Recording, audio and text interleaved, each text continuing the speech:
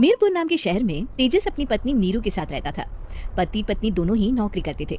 एक दिन तेजस गांव अपनी माँ के पास फोन करता है। हेलो, प्रणाम माँ। जीते रहो माँ, तुम दादी बनने वाली हो। अरे वाह, ठीक है बेटा, मैं कल ही आती हूँ। जब माँ जी शहर पहुंची तो बेटी बहू ने बहुत अच्छे से स्वागत किया। लीजिए माँ जी चाय। अरे गर्मा गर्म पकोड़े ले आओ माँ के लिए।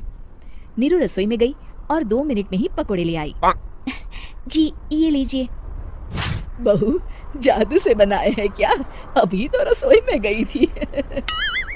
यम्मी। माँ जी, शीला रसोई में पकोड़े तल रही है, मैं बस लेकर आई। हे भगवान, मेरा धर्म भ्रष्ट कर दिया तूने। अब तो गंगा जल से शुद्धिकरण करना होगा। दूसरे दिन, माँ जी मैंने नाश्ता बना दिया है, ऑफिस जा रही हूँ।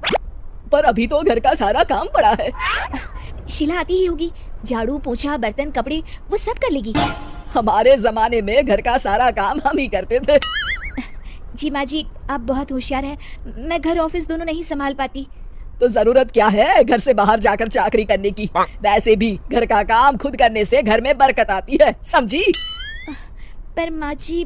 पर वर कुछ नहीं, इस महीने की पगार मिले फिर ऑफिस बंद है। हाँ। रात को नीरू तेजस से कहती है, सुनिए जी, माँ जी बोल रही थी कि मैं नौकरी छोड़ दूं। वैसे ठीक ही तो है, अभी तुम्हें आराम की जरूरत है। फिर भी आराम कहाँ, शीला को छुड़ाने के लिए बोल रही थी। तो अब 24 घंटे में इतना काम तो कर ही सकती हो।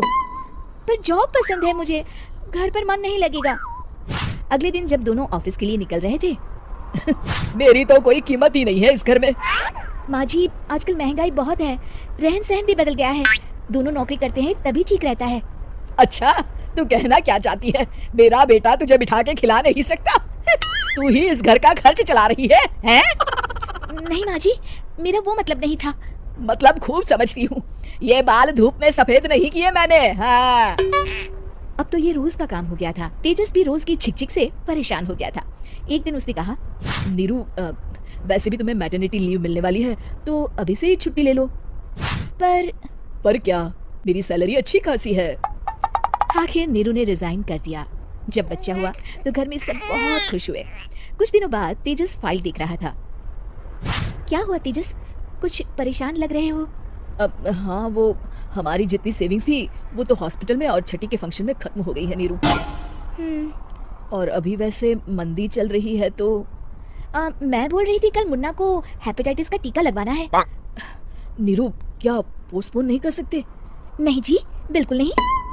अब तेजस को समझ में आ रहा था कि उससे गलती हुई है। पैसों की कमी का असर घर के माहौल पर भी पड़ रहा था। अगले दिन, बेटा मेरा चश्मा और ये दवाइयाँ ले आना, पर्चा देते हुए माँ जी ने कहा। जी। तेजस, मुन्ना के लिए दूध का डिब्बा और डायपर भी ले आना, और ये किराने के सामान की लिस्ट है, इसे भी लाना है।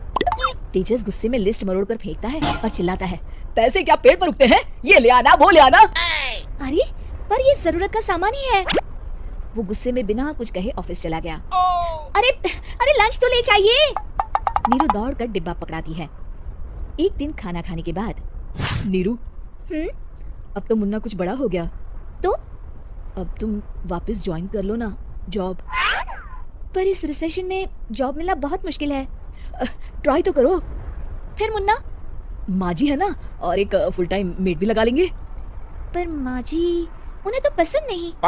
तभी माँ जी वहाँ आ जाती है और प्यार से नीरू के सर पर हाथ फेरते हुए बोलती है, अब मेरी समझ में आ गया बहू, पहले के और अब के समय में अंतर है। तुम काम शुरू करो, मुन्ना की जिम्मेदारी मेरी। मेरी प्यारी माँ जी। ये कहकर नीरू उनके गले लग गई। शिक्षा, परिवर्तन संसार का नियम है, हमें भी समय के साथ चलना चाहिए।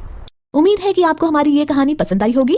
कृपया हमारे चैनल को सब्सक्राइब करें और सभी अपडेट्स के लिए बेल आइकन जरूर क्लिक करें। और हाँ, वीडियो लाइक और शेयर करना मत भूलिएगा।